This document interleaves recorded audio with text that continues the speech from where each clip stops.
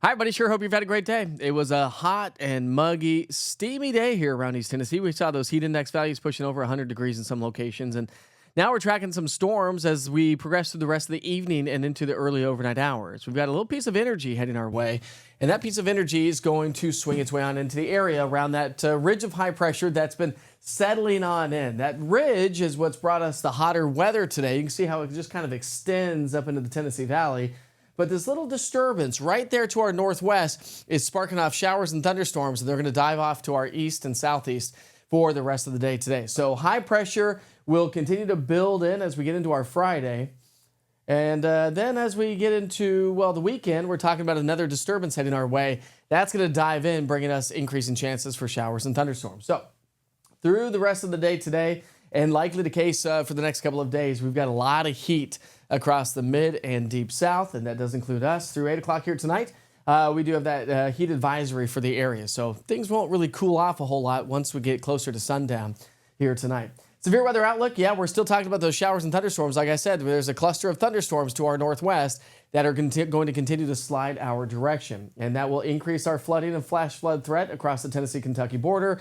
So the Weather Service has kept the flood watch for all of East Tennessee running through 5 o'clock tomorrow morning. So if we see any of these thunderstorms come on through later on this evening during the early overnight hours, we could see some damaging wind gusts and efficient rain producers. And of course, I've had the heat. The heat today has been incredibly hot.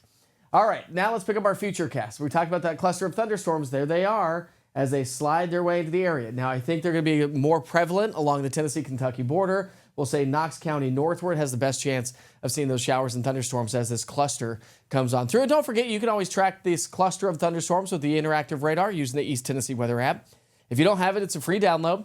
Just go to your app store and search East TN Weather, all one word.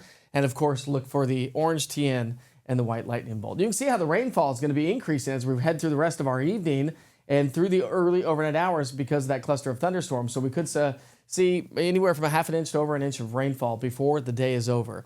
6 o'clock, it's 89, feeling like 103, 86 by 8, feeling like 97, and by 10 o'clock, we're down to about 80 degrees. Now, as we get into our Friday, we're looking at more chances for strong to severe thunderstorms. Remember, we've got a cold front approaching the area. We've got a couple of disturbances ahead of the cold front that will elevate the flood and flash flood risk across much of the area as well. Not to mention, bring us some elevated heat stress until the thunderstorms move on in and the clouds start to limit that heat stress. We'll see even more thunderstorms expected on Saturday.